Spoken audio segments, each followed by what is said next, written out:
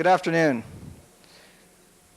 It is indeed a great honor for me to open this third assembly of this academic year of the Faculty Senate and of the Faculty Assembly at large. We held a fall assembly as an introduction, a second one which served as research day, and now this one, the Packard Lecture. The Packard Lecture itself is a series that's been conducted since 1985 to honor the Honorable David Packard. This year it's particularly important because of the unfortunate passing recently of Mr. Packard, a great friend to the university. Because of that, we're dedicating this particular Packard Lecture, the 1996 Packard Lecture, to Mr. Packard himself. Of all the things that I've done this year, the one that's been the most difficult and anxiety-provoking is this lecture for a couple of reasons. First, for those of you who know me well, to give me responsibility with zero control is really a difficult task. Second is for those of you who have served on or will serve on the Faculty Senate, many of our discussions we think are important, others we realize are not, but we enjoy them. But one of the most interesting debates is who should give the Packard Lecture each year. It starts in the fall, and it reminds me of a meeting I have with my kids where one kid says, well, let's go to Maui, and the other says, let's go to Disney World. The other says, let's go to the moon, and it goes on and on. You listen, and then they come to an agreement. And when they decide we're going to the moon, then you as a parent are supposed to provide it. Well, this year the faculty unanimously decided we were going to the moon, and we were, of course, having the Honorable Joseph Califano. No one knew Mr. Califano. No one even knew his phone number. But it was my task to get him here. Well, he's been terrific about it. His staff has been terrific, and we are really delighted to have him as a guest. I received his lengthy resume, and with the help of many people, we put together the brief synopsis in your program. But let me just tell you a few things. Mr. Califano is currently founding chairman of the board and president of the Center on Addiction and Substance Abuse at Columbia University. Mr. Califano's knowledge, expertise, and world renown in his areas of healthcare delivery are legendary. When one looks at his resume, it's almost hard to believe. After graduating magna cum laude from Harvard Law School and serving as an editor of the Harvard Law Review, he enlisted in the U.S. Navy. And I will always remember that the strangest meeting I've ever had with Dr. Zimble is in the men's room here at USUHS with Mr. Califano, Dr. Zimble, and myself. That I will remember forever, so thank you both. But Mr. Califano went to the level of becoming, within DOD, relevant to us, General Counsel of the Army.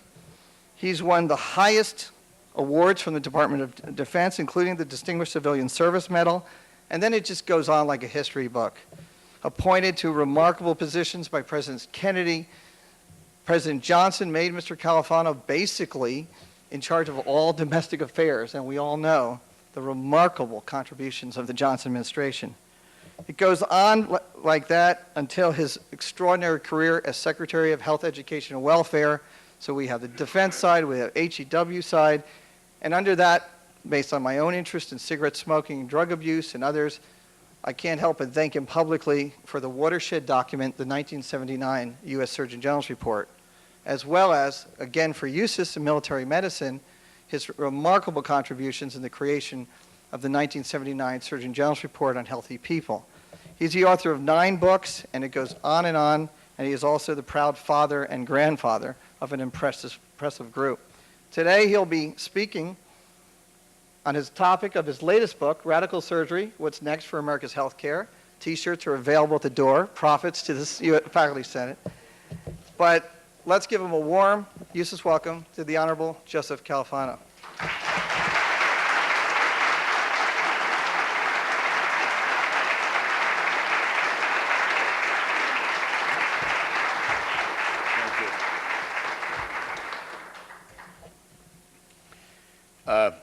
Thank you very much, Neil. I'm glad you enjoyed meeting in the men's room. For the rest of you, I want you to know that we violated no Defense Department policies, and we don't need any protection from the Supreme Court.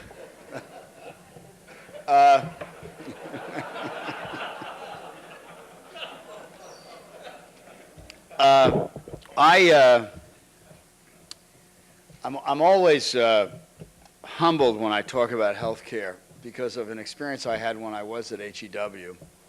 I went out and talked to my daughter Claudia's, I guess she was then in the 6th or 7th grade. She was going to Stone Ridge, a school out here in southern Maryland. And Claudia, I talked about all the girls in her class. I talked about health promotion. I talked about alcohol and drugs and smoking and what have you. And at the end, there were about 22 little girls. At the end, each of them came up to shake hands with me. And I said to one of them, I said, "How did you like it?" She said, "It was boring." And my daughter was so embarrassed for her daddy, she just grabbed my jacket. She said, "Daddy, Daddy, don't pay any attention to her. She's just a smart aleck. The only thing she ever does is repeat what every other girl in the class says."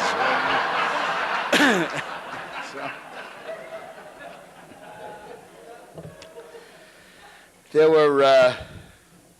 there were other experiences, and as Neil, I think, alluded to, we started the anti-smoking campaign in early 1978, and the Washington Post was writing stories: "Is it all smoke and no fire? There's no budget. What's happening? What have you?"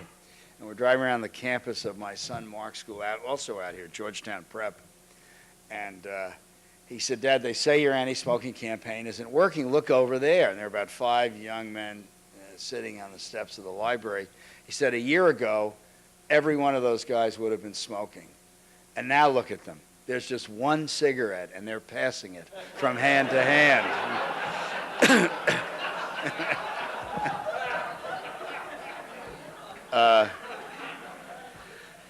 We also started in those days, the second opinion program. It's hard to believe in this era today that there really were no second opinion programs, and we were looking for ways to save healthcare costs, cut down on unnecessary surgery. And the Aetna Insurance Company had done a second opinion program in New York City, and it had shown a 30% reduction in elective surgery. So we decided we would really get the country revved up about this, and we did TV ads. We'd have a woman come in and look terrible, and her friend would say, "What's wrong?" She'd say, "Oh, I have to have a hysterectomy." And her friend would say, "Why don't you get a second opinion?" She'd get a second opinion, and the next frame she'd be smiling and saying, "I've got a second opinion, I don't need an operation."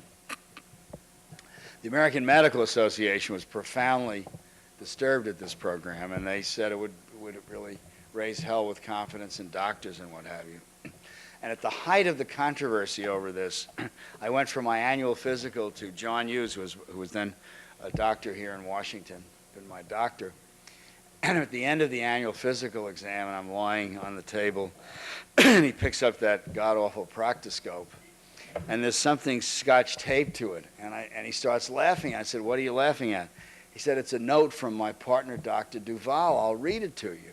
And he reads it. He says, "If the secretary wants a second opinion, I'll give it to him free."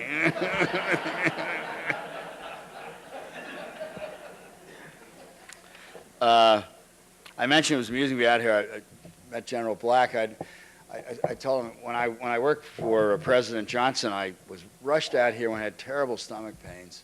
And was sent out to Walter Reed. I went out to Walter Reed. They did all kinds of tests and examined me and all night. And the doctor came in the next morning, and I said, "What is wrong with me?" He said, "There's nothing wrong with you that a change in job won't take care of." I might mention one incident from those LBJ days. One of my jobs working for President Johnson, and then I'll get on to radical surgery. One of my jobs working for President Johnson was to supervise the speechwriters. And one evening I called Peter Benchley in, and I fired him, told him he didn't know how to write. And any one of his books has sold 1,000 times more than all of mine put together. But in any case, President Johnson would deliver about 6 to 10, 12 speeches a day.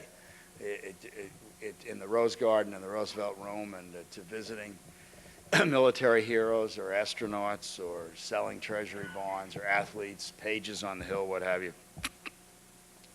And he never read these speeches in advance. They were typed on yellow index cards about this big, great big speech type. And if they involved foreign policy, Walt Rostow or Mac Bundy before him would read them before they went in.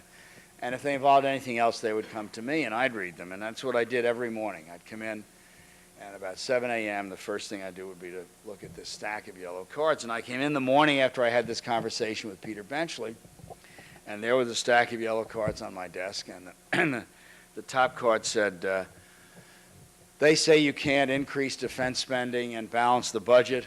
Well, I say you can, and I'm going to tell you how. They say you can't rebuild the cities of America and cut taxes. Well, I say you can, and I'm going to tell you how. They say you can't reduce unemployment to 2% with no danger of inflation. Well, I say you can, and I'm going to tell you how. And I picked up that top card, and the next one said, okay, Lyndon, you're on your own.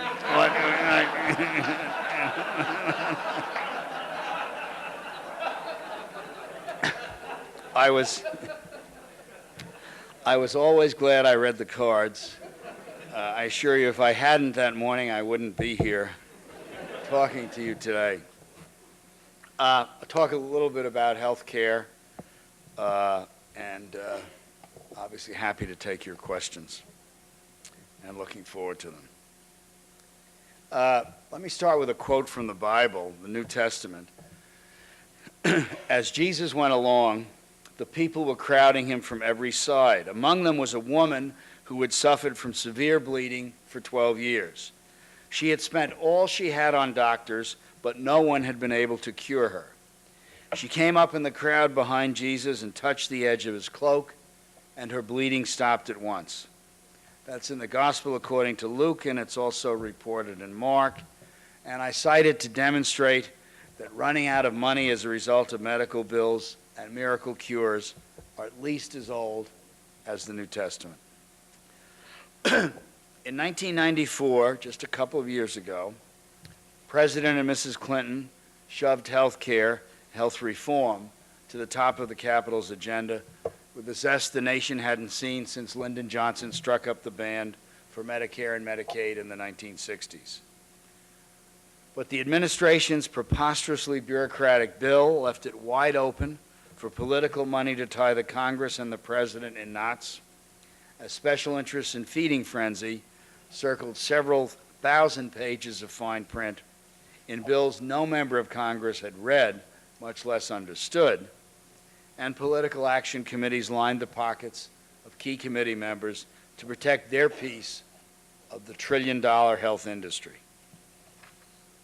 Nevertheless, Washington's thrust at reorganizing health care and redistributing its riches hit an industry already near chaos with the force of an earthquake, and the aftershocks will shake its foundations for the rest of this decade. What's troublesome is that the self-centered nation's capital has lost sight of the rapidly shifting healthcare landscape beyond the Beltway. Washington is mired in a single-minded struggle over how the federal government should manipulate the way sick care is paid for and delivered. What I have to do is read the stories on Medicare this morning.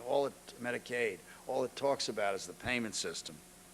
When 30 years of experience demonstrate that simply doing that will not get the jobs of containing costs and expanding access done. Such manipulation will have little impact on the demographic, social, scientific, cultural, moral, and legal forces that potently influence the American way of health and fuel its high costs. If affordable quality care is ever to become part of the everyday lives of individual Americans, radical surgery will be required in the way we approach and think about health and life and death in America.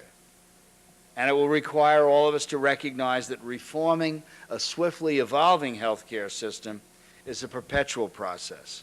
Achieving universal coverage is a long-term proposition to be chock full of surprises and course changes along the way. And those who wield the scalpels must act with painstaking attention to detail and the meticulous care that neurosurgeons and cardiologists reserve for life-threatening brain and heart operations.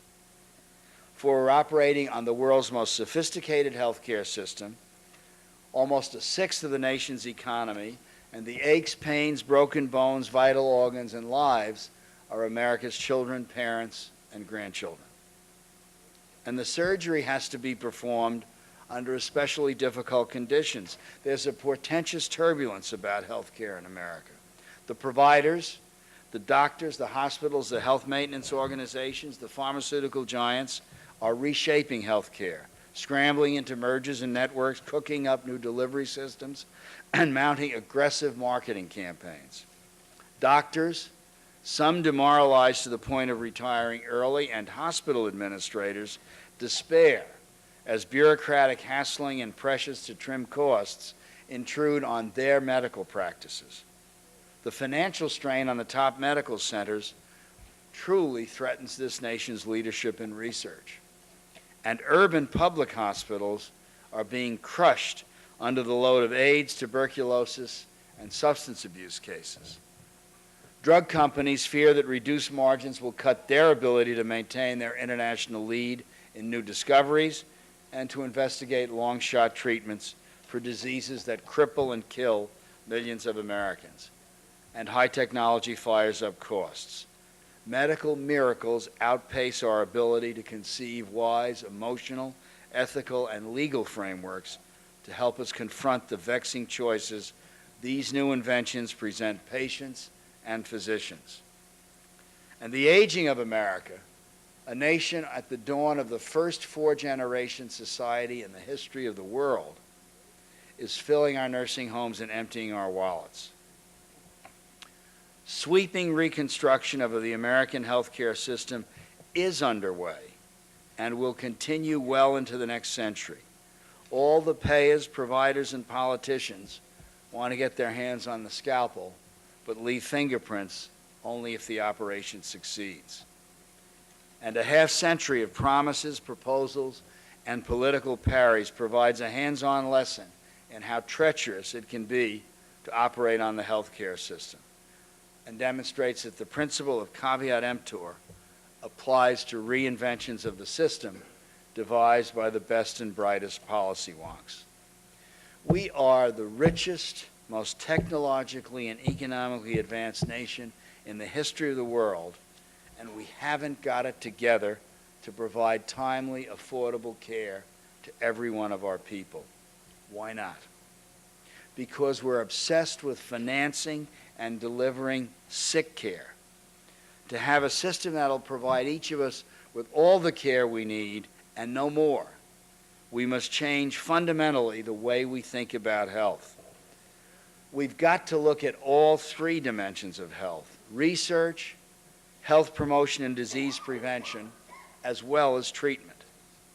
Trying to fix the nation's healthcare system by focusing solely on how we pay for sick care is like trying to cure leukemia by treating only one part of the bone marrow. The roots of modern medical practice lie deep in the nation's research community, which is busy exploring mysteries of body and mind, inventing machines, concocting potions and pills, and devising surgical procedures to stretch the envelope of human life. Those who decide where to invest research dollars today determine where doctors will direct and patients will demand that healthcare dollars be spent tomorrow. And we Americans, we tend to look upon the nation's research effort as a hunt for miracle cures and silver bullets that will license us to abuse our bodies and minds without worry about the unhealthy consequences. We're infatuated with pills and procedures to soothe our hangovers, ease our indigestion, quiet our hemorrhoids, relieve our stress, suck away excess fat, and when the piper finally calls, to remove our cancerous tissues, reopen clogged arteries, or replace our organs. With such medical marvels, we can eat and drink whatever we want, smoke and chew tobacco, work and play under tremendous pressures, stay up late at night, pursue sexual whims, and sleep rather than exercise in the morning. The medications and myriad procedures that aim to perfect the human condition are indeed valuable tools. It's how we view them and how we use them that's wrong. We see them not as palliative when as fallible human beings we overindulge or get sick despite our best efforts to stay healthy. Rather, they have become a means to allow further abuse of mind and body. Indeed, indeed. If Moses were an American in the 1990s, the tablets he would bring down from the mountain would be Prozac and aspirin. Not a set of commandments to guide our conduct. There's no dispute over the value of medical research. It's discovered childhood vaccines, it's produced pharmaceuticals and surgical procedures that have eased pain, cured illnesses, and saved lives. But modern medical researchers have turned much of their awesome genius to more exotic pursuits.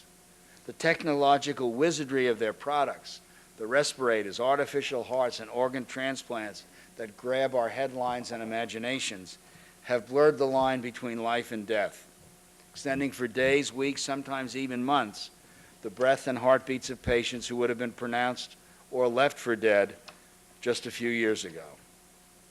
Should we continue to invest billions of limited research dollars to extend the life of the terminally ill when so many millions of individuals are being maimed and killed because they don't understand the dangers of sun and smoking or the importance of low-fat, high-fiber diets, regular exercise, and prenatal care, or because they're just not motivated to act on those healthcare truths?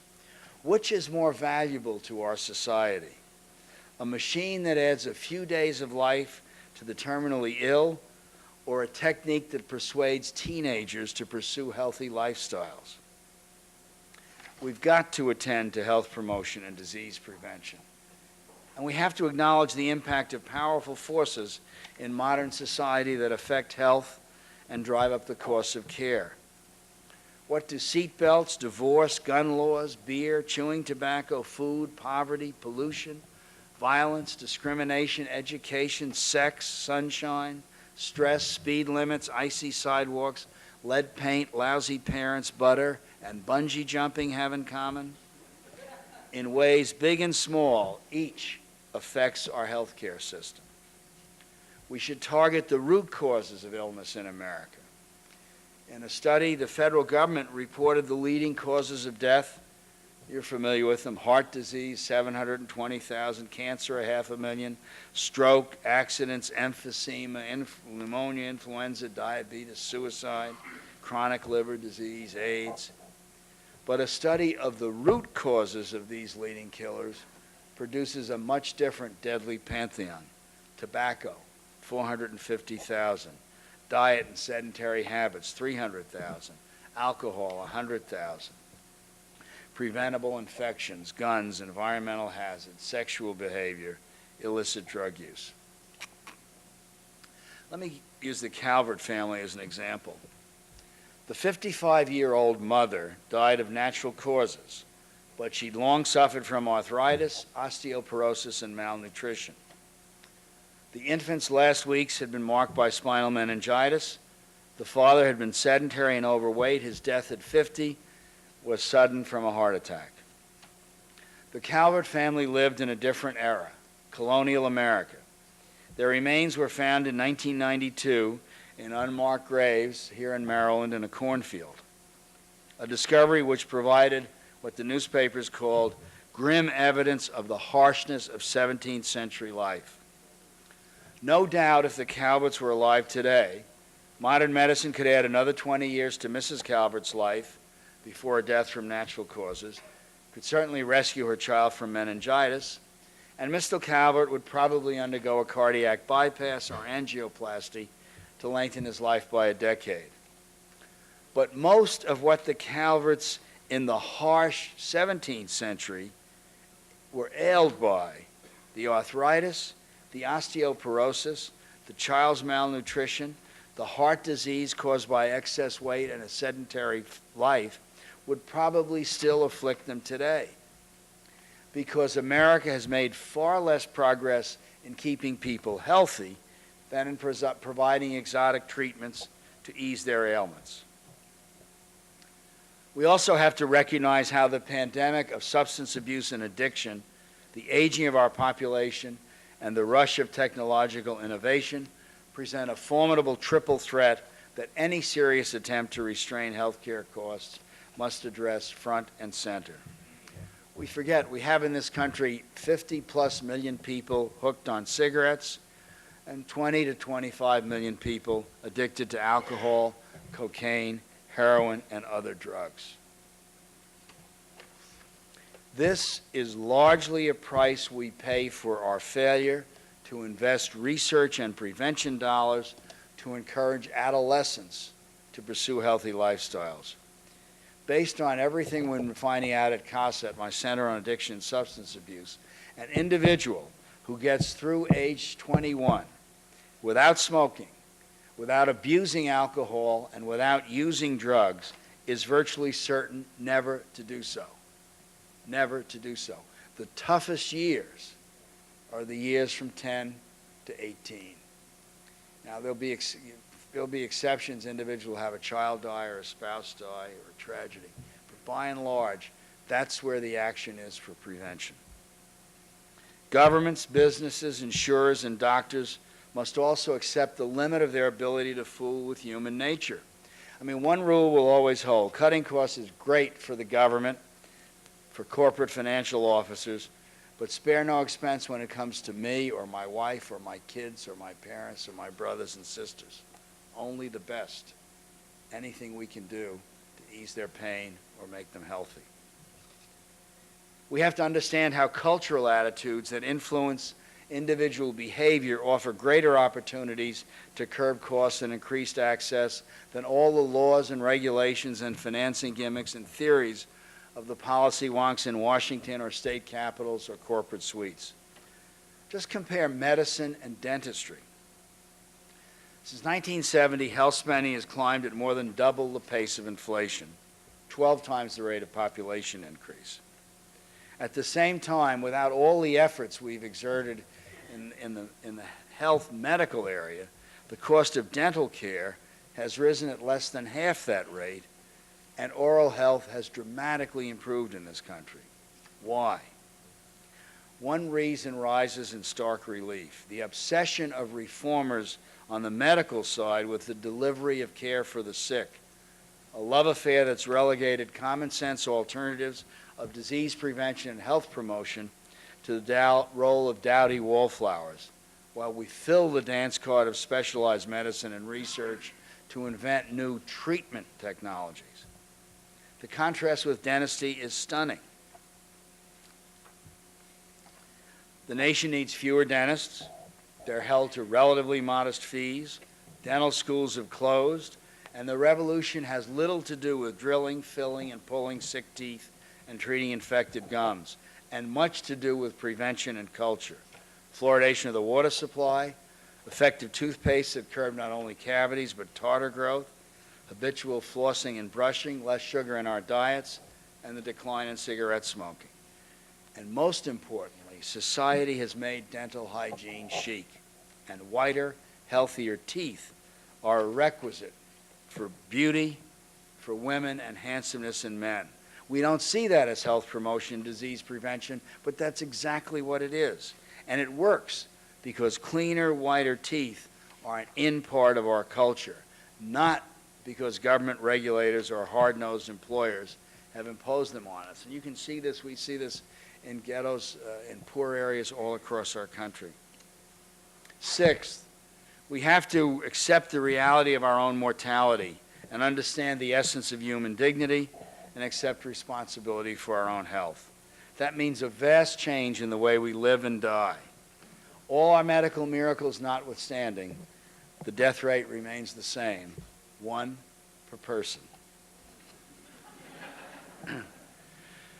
We have to accept the fact that health care is a one-on-one personal service experience, and touching will always be a part of healing. I'm sure many of you have seen this more in combat situations than I've ever seen it in my life, but I want to give you 2 examples. In November of 1978, I met with the heroic Polish prelate Cardinal Wyszynski at his residence in Warsaw, and he had just come back from Rome where he'd been operated on. And he said, there are too many machines. People die or remain sick because they have no human contact. They don't touch other people. People need contact to be cured, he said. Do American doctors touch people? He said, Italian doctors don't touch people anymore. I was on the air shuttle from New York to Washington in 1985 with Vernon Jordan, a friend and the civil rights leader in my days when I worked for President Johnson. And Jordan had been seriously wounded in the back going into a hotel one evening. And he said to me, "You know what kept me alive, Joe? It wasn't the skill of the doctor, though he was superb. It was the fact that he held my hand for the better part of 3 days, just holding my hand in that hospital. That's why I survived." We have to free our federal and state elected officials from dependence on private money for their political campaigns. All the money in health care is in providing treatment. It's with the pharmaceutical companies, it's with the insurers, it's with the hospitals, it's with the physicians and nurses and what have you. There's no money to lobby for disease prevention and health promotion. There's no profit in it in an immediate sense.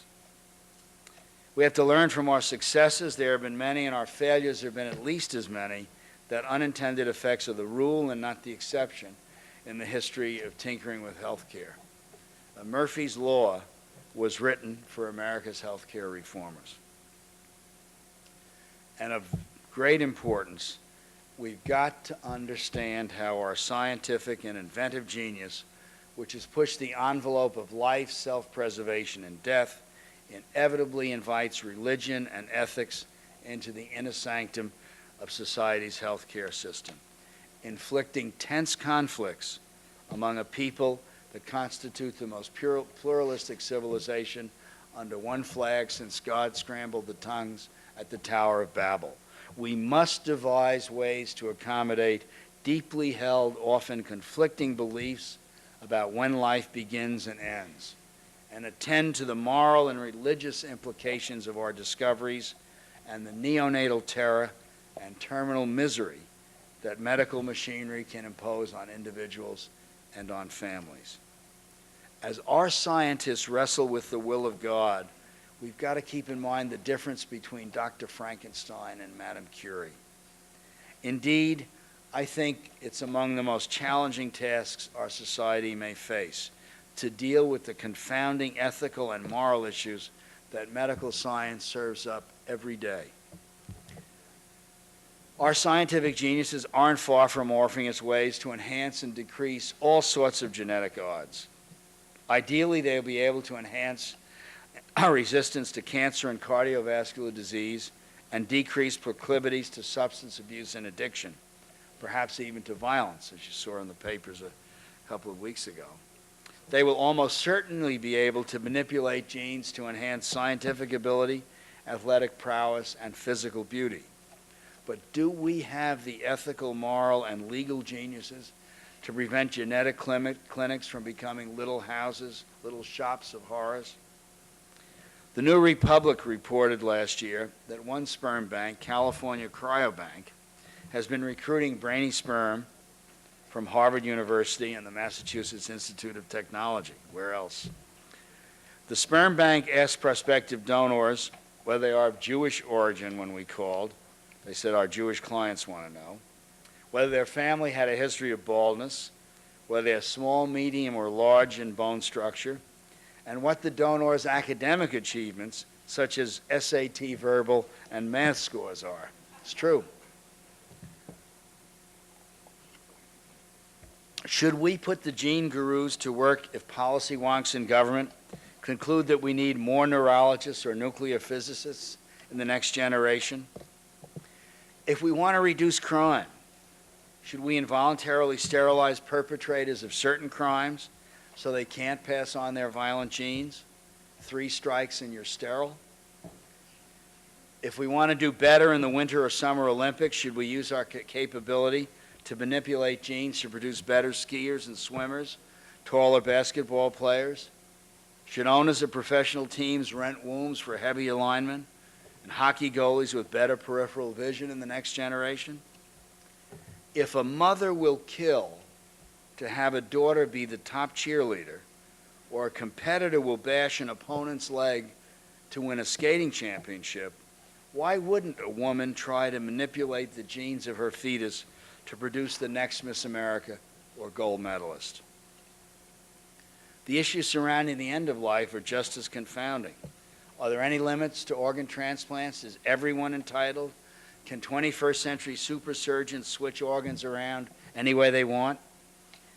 If painkillers accelerate death, as morphine suppresses the capacity of the cardiovascular system, should physicians for managed care companies pump more of them into terminally ill patients to reduce the length of hospital stays or the number of days private duty nurses are needed at home? If that seems far-fetched to you, walk into a nursing home where patients are routinely drugged into a stupor in order to reduce the size of the staff needed to take care of them. Our mothers used to say there are things we're better off not knowing. But in our aggressive pursuit of knowledge and our insatiable insistence that we use everything we discover, that nostrum has become obsolete. In the American way of health, invention is the mother of necessity. If we cannot temper our rush to explore the unexplored, then we discover that nostrum has become obsolete. In the American way of health, invention is the mother of necessity. If we cannot temper our rush to explore the unexplored, then we should at least learn from the lesson of Prometheus, who stole fire from the gods and was chained to a rock for his impertinence, that we, who are stealing the secrets of the living cells, may get tangled in the chains of our own cleverness. In another age, these moral and ethical questions would have stumped an Aristotle or Aquinas, but it's our age that must face them, and we confront them in a uniquely pluralistic society. America abounds with widely disparate religious beliefs. Catholics split among themselves on many of these issues and often at variance with their Pope. Jews, culturally united but even more widely split as to religious beliefs among Reform, Conservative, and Orthodox. Muslim, the country's fastest growing religion. Mormons, Christian Scientists, and fundamentalists and liberal Protestants, ranging from the everything is sinful television preachers to the anything goes universalist church, to say nothing of aggressive secularists and atheists. In a free society, it's important to hear out varying viewpoints, but it's also important to try and resolve these moral and ethical issues, even though we realize that few such resolutions of questions this disquieting are written in biblical stone. The continuing life of the cantankerous and contentious abortion debate will be remembered as a warm-up compared to what is coming over euthanasia, the use of gene research, the future of organ transplants, and eugenics. Fetuses can't speak, but old people not only speak, in our democracy they vote, and in higher numbers than any other age group. We cannot afford to postpone any longer wide-open public discussions of euthanasia and eugenics, however nasty they may become. Whose life is it? The patient's? God's? Who draws the line between suicide, murder, and natural death? The oncologist, the patient, the spouse, the family doctor, the judge, a majority vote of the children? Can parents abort or discard an imperfect child? Who defines imperfection? The state legislature? Some federal bureaucrat? Is it a matter solely between the doctor and the patient? Who's the patient? The fetus, the mother, the father, all of the above? If we don't get into these ethical waters, the currents will be driven by the nation's uninhibited infatuation with discovery and the premium our system puts on profits. In all of this, we've got to be careful to preserve the best of American medicine. For at its best, our system of treating the sick has no peer. The stakes in the issue I've raised are high. My judgment at risk not only is whether our children and grandchildren will have to be wealthy enough to fly to Geneva or Munich or Tokyo to get the best health care instead of driving to New York or Chicago or Dallas or Washington, but also whether we can mend the seams of the social fabric that binds the generations. with children caring for their parents as their parents cared for them, whether we can fulfill our commitment to social justice for every citizen, whatever the hue of his skin or the depth of his pockets, and whether we can distribute our resources, our health resources, fairly, and honor the dignity to which each individual is entitled. At risk is not simply much of our national wealth, but much of our individual and national self-esteem and our claim to moral integrity. Thank you.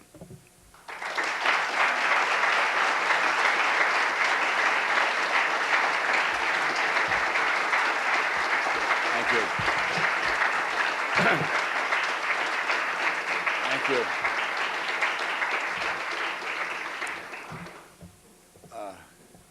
Happy to take your questions. Yes. What do you see happening with the number of positions in the pipeline? I think there'll be I think we'll keep producing roughly the same number of physicians. I think there'll be a switch in the number of specialists. I think part of that will come as the economics of specialization changes, and part of it will come from tremendous pressure, both within the medical schools and elsewhere, to produce family practitioners. It's interesting. The physician thing is an example of the best intentions going awry. When we were in the Johnson administration, after we passed Medicare and Medicaid, we said we're going to have this tremendous demand for doctors. We better produce more doctors. Otherwise, the doctors will jack up their fees. And we proposed legislation to double the number of doctors from 8,000 to 16,000. The AMA bitterly opposed it. We won. At the same time, although we hadn't really focused on it, we had passed a bill called the Heart Cancer and Stroke Act, I think, or something. It was designed to build these medical centers all over the country. President Johnson used to say you shouldn't have to go to New York or Boston to get good medical care. You ought to have it in Houston and Dallas, San Francisco and Cleveland. And we built all these medical centers, and they needed all these specialists. So these thousands of doctors we produced were the specialists that drove up healthcare costs. But I think, my son is a resident at Johns Hopkins, and when he graduated from Harvard Medical School, which was 3 years ago, most of the kids that went into Harvard Medical School wanted to be family practitioners. 90% of them came out as specialists when they all graduated. He's in otolaryngology.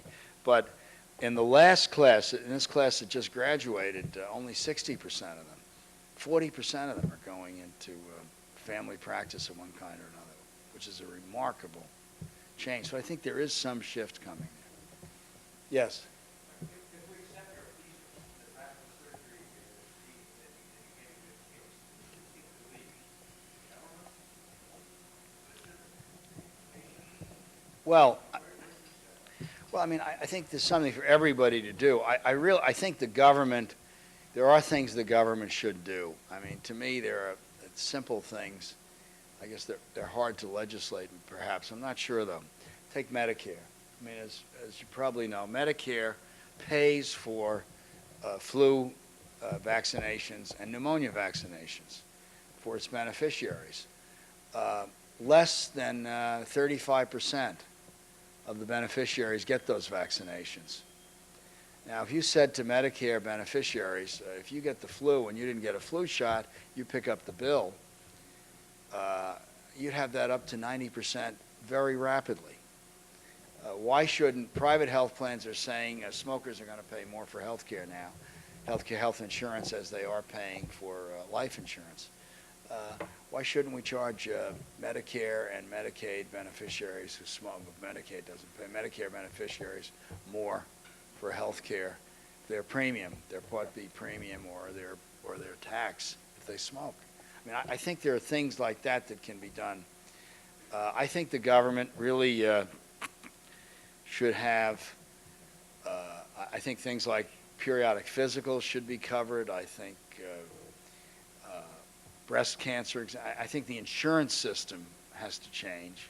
and provide more preventive care. The doctors, I think one of the major things that doctors have to do is, in private practice, I don't really know enough about military doctors. In private practice, I think they've got to understand substance abuse much better than they do to spot it. We're putting out a report on June 5th. We've done an analysis of substance abuse in the American woman, and the odds are enormous that an American woman who is abusing alcohol or drugs will not be recognized as doing such by her physician. A man's expression of that, of symptoms of that are out of directed. I mean, they're drunk driving, violence, arguments with the boss, losing the job. Women's are inner directed. Their depression, their anxiety, and doctors just don't spot it. I think we need to train doctors better to do that. I think the corporations are not, it's very hard to figure out how to provide an economic incentive for the large corporations that are paying for the health care costs of their employees to put substantial bucks into health promotion, disease prevention, because when I talk to them privately, they say, well, look, why? I mean, the average length of time somebody who stays on the job, stays with our corporation is 2.5 years or 3 years. We just make him healthier for the next guy. I mean, bluntly put, I think we have to put some incentives into the system for people to do that.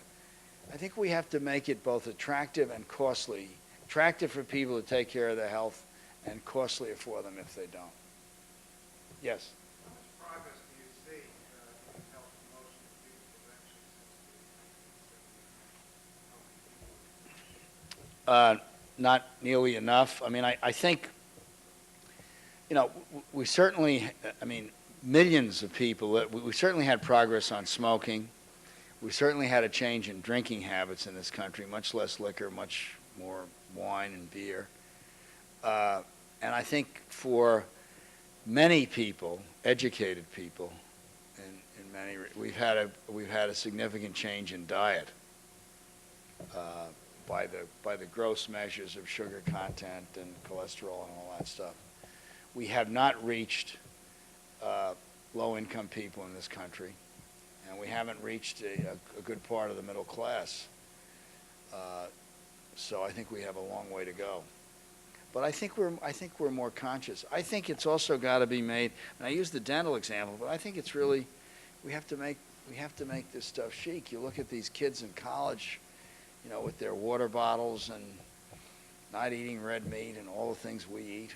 I eat too much of, I'm sure. But I think we have to make it the in thing to do. Yes. When I would pose this question to you, the selling toothpaste on television follows an ad selling Zantac on television, all the over-the-counter medications now, so that I don't find my ulcer as early because I take my Zantac when I know I'm going to get indigestion.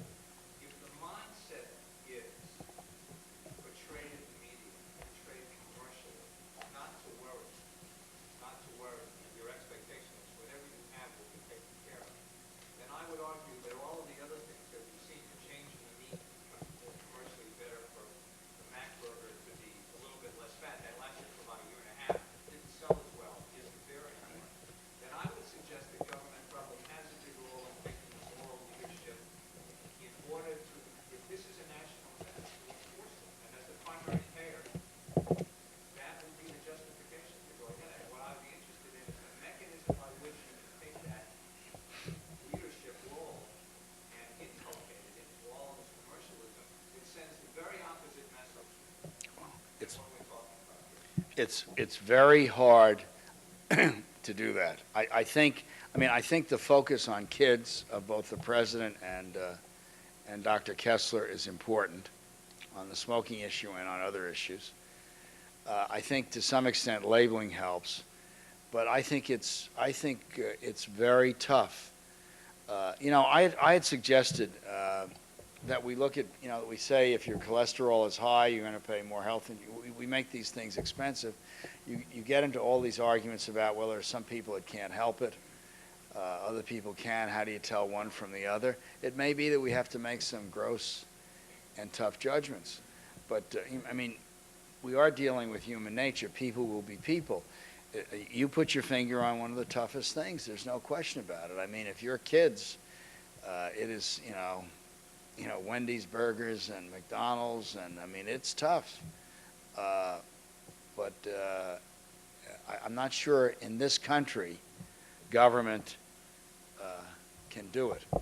And, little things, I think one of the most underestimated things that happened in the health area in the Clinton administration is when Hillary Clinton said no smoking in the White House, period. Zip. Zero. I think that gave a push to millions of people to say, you're not going to smoke in my house.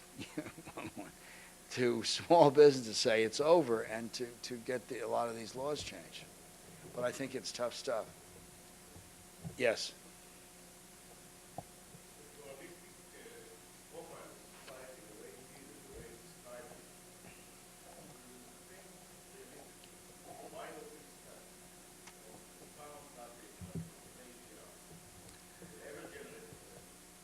Well, I think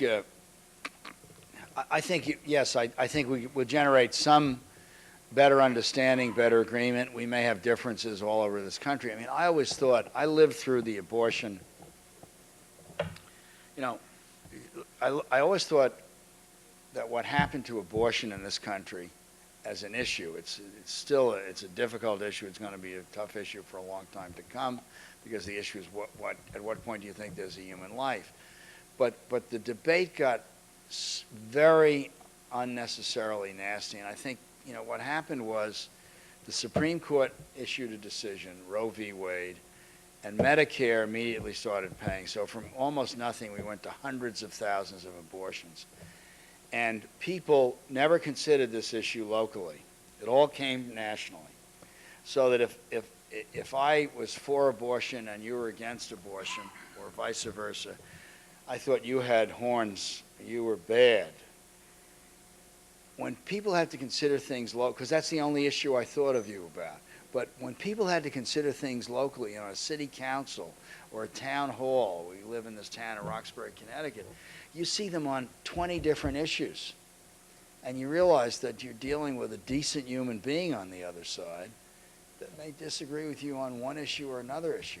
I think these issues have to be churned locally. Look, there's nothing more local than euthanasia. It gets down to one family and one person and a doctor. And I think we're going to have to, whether we like it or not, I think we're going to have a tremendous debate on that issue. Yes. I think you've identified the issues of shift, and we're all trying to make and be proactive rather than reactive, and prevention and health promotion. And I think you've spoken eloquently in many of the small steps that are being taken in more primary care and so forth, and getting care at an earlier level. We still, however, train for illness. We still pay for illness, and we still research illness. Therefore, all these things have to be done locally as we shift. But how would you put together whatever global strategic kind of program plan, doing your own job to try to shift all those aspects to get at these goals? I mean, you put your finger on, healthcare will follow money the way an alley cat follows fish in the alley, the smell of fish in the alley. And you put your finger on it. I think research, we absolutely should redirect a substantial amount of research, or invest, either redirect or invest a significant amount of research dollars in how we influence individual behavior. I think the greatest thing we're missing, the greatest opportunity we're missing is our teenagers. I mean, they're not easy to deal with. We've done very little in that area. I wish, actually, when I wish two things really when I had been secretary. I wish I had really understood how important those years were to everything that follows. And I wish I had understood the relationship that women attach to thinness and smoking, because we would have gone after that much more aggressively. So I think research in those areas is very important in areas of prevention. I think, and I focused it on kids. I think in terms of medical training, it's very hard. I'll give you an example. At Harvard, as you know, has the new Pathways curriculum for training. In the first draft of that curriculum, there were 55 hours for training in substance abuse and addiction. How to identify it, how to deal with it, how to spot it, how to get it early, and what have you. By the time that curriculum made it through the faculty, it was reduced to 2 hours. So, you deal with a faculty that's involved in all these specialties. I think the only way you can get at them is government, incidentally. I think you've got to get the state board saying, we're going to have questions in these areas that'll force people to train doctors to learn the answers to those questions. But I think it's very hard. Those are some of the things I'd take a shot at. Let me just, fine. I'm a lawyer by training and profession. And once I spoke to a group of doctors when I was at HEW that were very unhappy with the course things we were doing. And I was followed by a doctor who got up and he said, can you imagine a group of lawyers allowing a doctor to come in and tell them everything they were doing wrong? I want to read you this. This is about lawyers. This is actually a quote out of the 1793 census, which contained this description of Grafton County, New Hampshire. I quote, "We have a county of over 3,000 square miles, a population of 6,549 souls, of which 90 are students at Dartmouth College and 20 are slaves. We have 25 incorporated towns, all in thriving condition, including 14 grist mills, 5 saddler shops, 7 millwrights, 8 physicians, 17 clergymen, and not a single lawyer. For this happy state of affairs, we take no credit unto ourselves, but render all the glory unto God."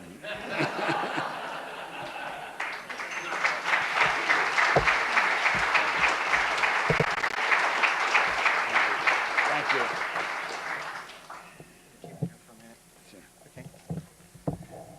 We considered lots of different issues. Dr. Zimble offered up his budget for an extraordinary honorarium, but Mr. Califano said, no, no, no. Then I talked to his staff. They said, oh, he doesn't want anything too large, so I took back the Mercedes. And we went on and on. But finally, they said, well, something if you insist. So with the help of Dr. Zimble and his staff, we've created for Mr. Califano a small token. This is the USUHS seal embedded in plexiglass. It reads, Joseph A. Califano, Jr., the 1996 Packard Lecture, a small paperweight that he can keep on his desk. And I think we can all join me with a tremendous round of applause for our speaker.